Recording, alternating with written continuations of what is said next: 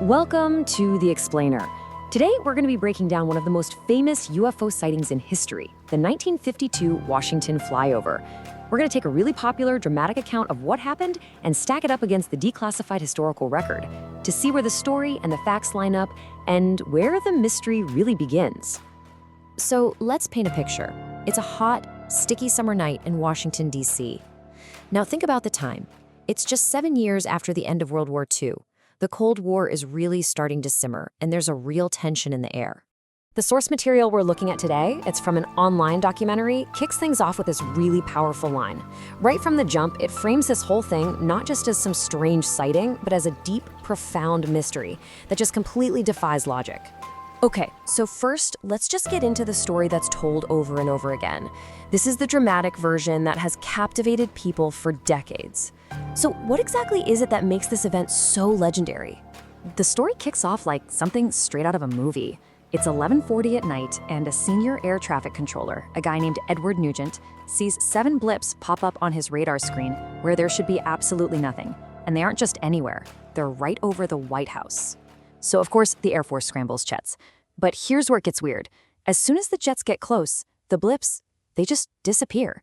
And the second the jets turn around to leave, they pop right back up.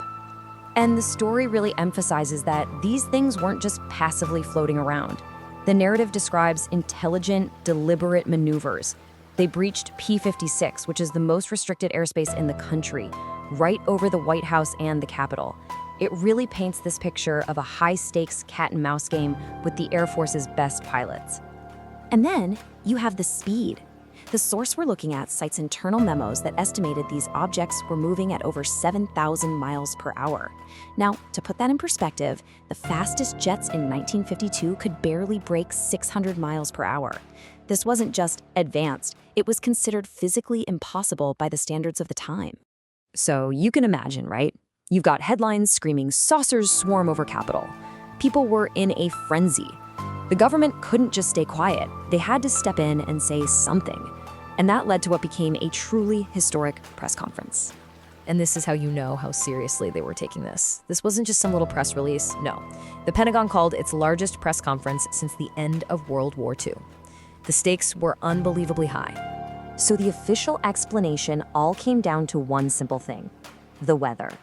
Major General John Samford, the director of Air Force Intelligence, he got up there and said the sightings were because of a temperature inversion.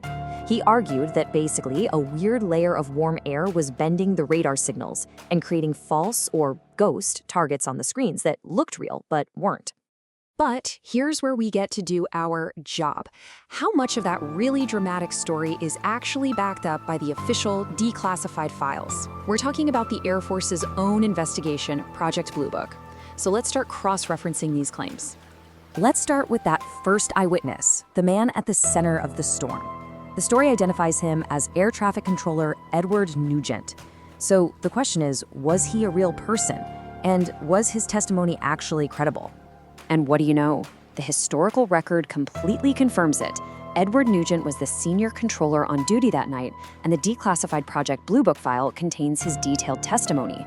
And he confirmed tracking these unknown targets right over restricted areas, including the White House.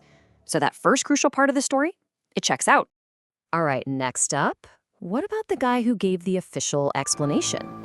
The source puts Major General John Samford at the podium. Let's check the record on that.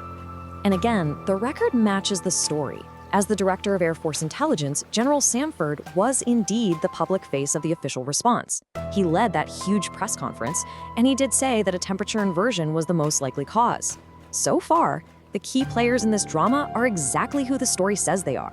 Okay, but this next point is really the technical heart of the argument against that official explanation. The claim is that 3 separate, independent radar sites were all tracking the same objects at the same time, something a simple weather event shouldn't be able to do. Is that true? Now, this is where it gets a little complicated. The historical record confirms strong radar contact from at least 2 independent sites, Washington National Airport and Andrews Air Force Base. That third site the source mentions is a little less clear in the record. So the claim is partially confirmed, And this is the core of the debate that is still going on today. Could a temperature inversion really create synchronized ghosts on two separate, sophisticated radar systems at the same time? The experts have never really agreed. So after all that, where does this leave us? When you put the dramatic story right next to the official records, what's the final picture look like? We're left with two powerful competing narratives. On the one hand, you have a totally plausible scientific explanation, and it's being presented by the highest levels of the US military. But on the other hand, you have testimony from credible eyewitnesses and radar data from multiple locations showing objects doing things that seemed impossible. The facts just don't fit neatly into either box. And that viral narrative we started with, it raises even deeper questions that the official files just don't have answers for. Was a shoot-to-kill order actually issued? Did that memo that estimated those impossible speeds actually exist? The source presents these questions not just as a mystery, but as possible evidence of a massive failure of national security. This quote really gets to the unsettling core of the whole story. It's this idea that for 2 weeks, the United States military completely lost control of the skies over its own capital city, and that the official explanation was just a way to calm everybody down. And that's really the big takeaway here. The Washington Flyover isn't just a story about some strange lights.